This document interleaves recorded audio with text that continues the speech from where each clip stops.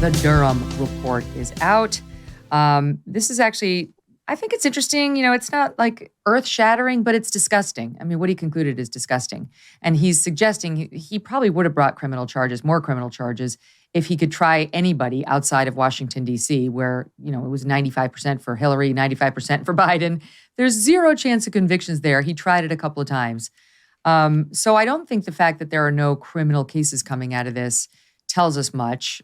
And I'm actually fine with it too, because we don't really want to become a banana republic where as soon as the one guy's out of the office, we start arresting everybody who worked for him. So, okay, that's fine. But that is not to dismiss the substance of what this guy found. Now, his investigation was launched in 2019 under Attorney General Bill Barr, and he was looking into the origins of the FBI's investigation of Trump, the so-called Crossfire Hurricane FBI investigation to see whether Trump colluded with Russia in the context of getting elected. We now know he didn't. We now know that the FBI knew he didn't, but tried to cobble together an investigation anyway because they so hated Trump. And Durham finally comes out. Keep in mind, Durham was praised by both sides as a no-nonsense straight shooter when he got selected, right? The left had no problem with John Durham being selected to do this. Now they're like, oh, John Durham sucks. But this is what he reported in a 300-page report released yesterday. The DOJ and the FBI failed to uphold their mission of strict fidelity to the law in looking into these allegations and figuring out whether there was a case to be had against Trump and in the conduct of that investigation.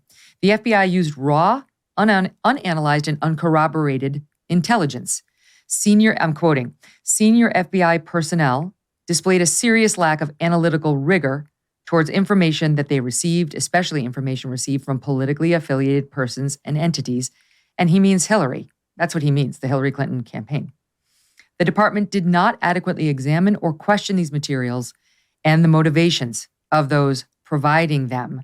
They did not and could not corroborate any of the substantive allegations contained in the controversial Steele dossier. That's the thing that alleged Trump went over to Russia, hired some Russian prostitutes and had them pee on a bed in the presidential suite that Barack Obama had allegedly stayed in years earlier, among other things in that Steele dossier, which has been totally discredited. He writes, we conclude that the Justice Department and FBI failed to uphold their important mission of strict fidelity to the law in connection with certain events and activities described in this report. However, it does not recommend any wholesale changes in the guidelines and policies at DOJ or FBI that they now have in place to ensure proper conduct and accountability in how counterintelligence activities are carried out. Andrew McCabe was the guy in charge of counterintelligence.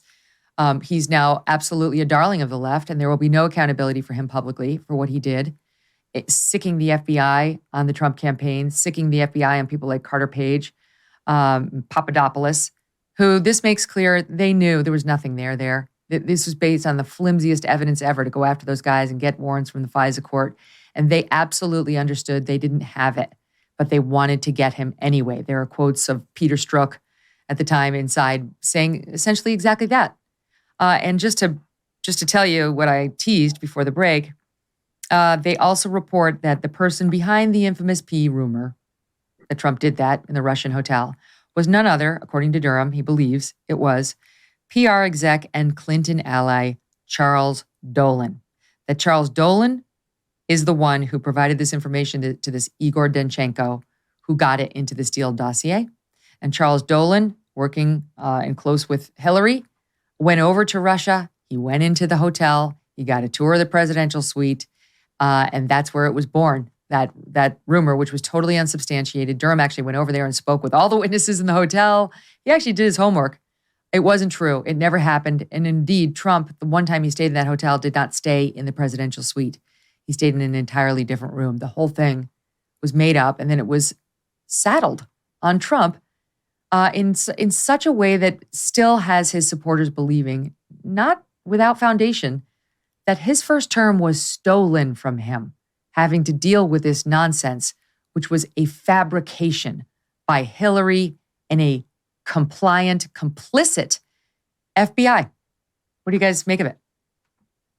There's a phrase that people use in the media, oftentimes the ones who are crying at CNN platforming Donald Trump, where that they perceive Trump and certain people in the conservative movement they accuse them of working the refs, of taking the existing standards that are supposed to be kind of objective or supposed to be fair, and knowing that people have to kind of report to or respond to factual stimulus or controversies in such a way that you can launder things that are not true. I'm struck by that because I've been hearing that for most of my career.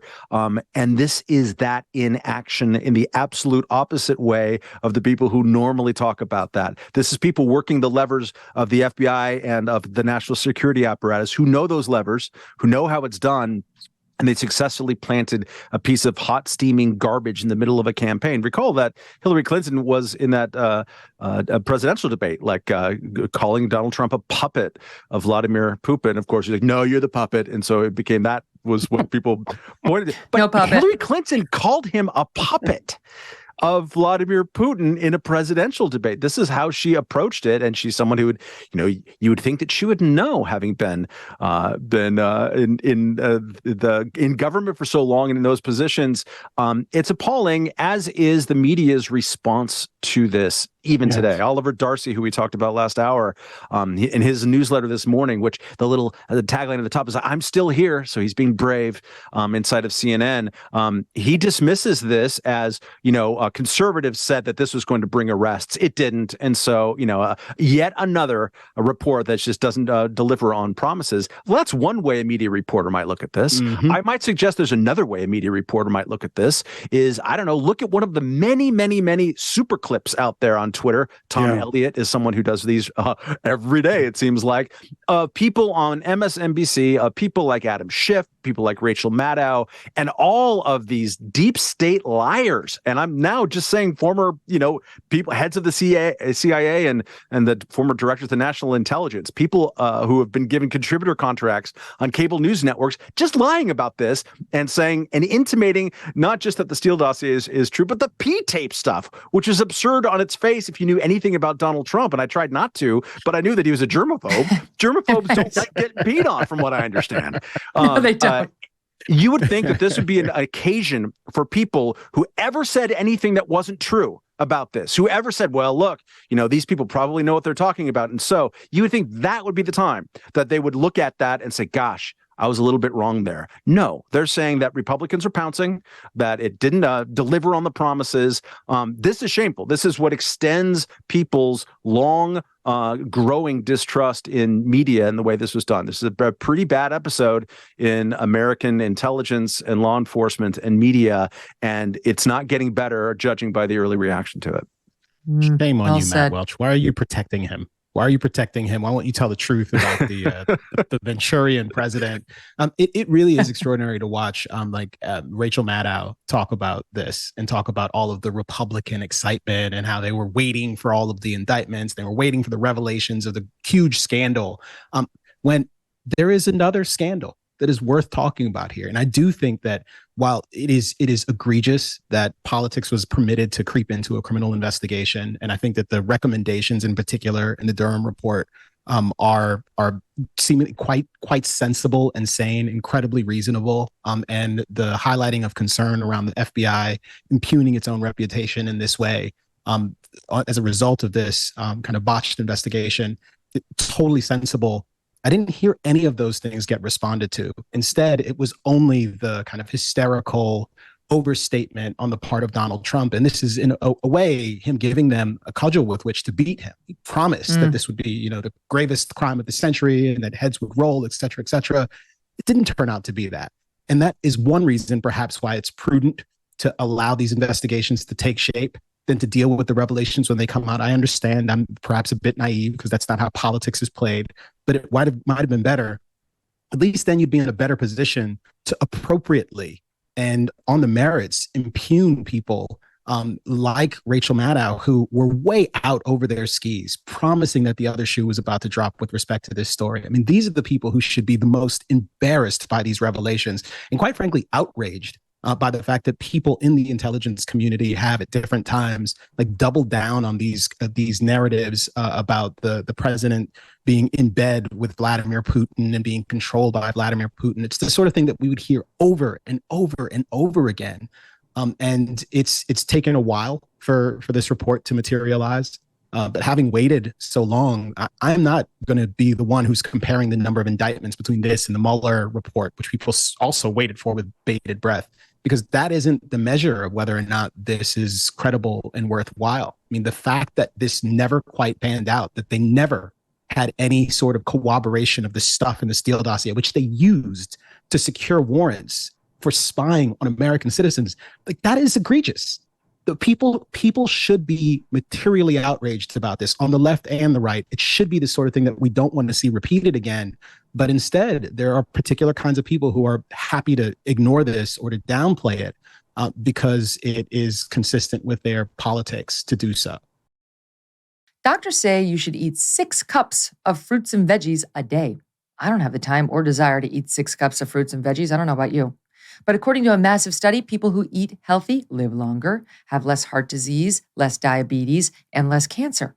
That is why I want to tell you about Field of Greens. Unlike other fruit and vegetable supplements, each specific fruit and vegetable in Field of Greens was medically selected to support specific functions like heart health, liver, kidney health, immune system, and metabolism. It can help you stay healthy. Field of Greens works fast, and you will feel healthier, have more energy, your skin and hair will look healthier, and it can help you lose weight. But the biggest benefit is the better health promise. Take Field of Greens, and at your next doctor visit, if your doctor doesn't say something like, whatever you're doing, it's working, keep it up, you can return it for a full refund. And to help get you started, I got you 15% off your first order. Plus, get another 10% off when you subscribe for recurring orders. Visit fieldofgreens.com and use promo code MK. That's fieldofgreens.com, promo code MK. Hey, thanks so much for watching. If you like what you just saw, hit the subscribe button for more clips and full episodes.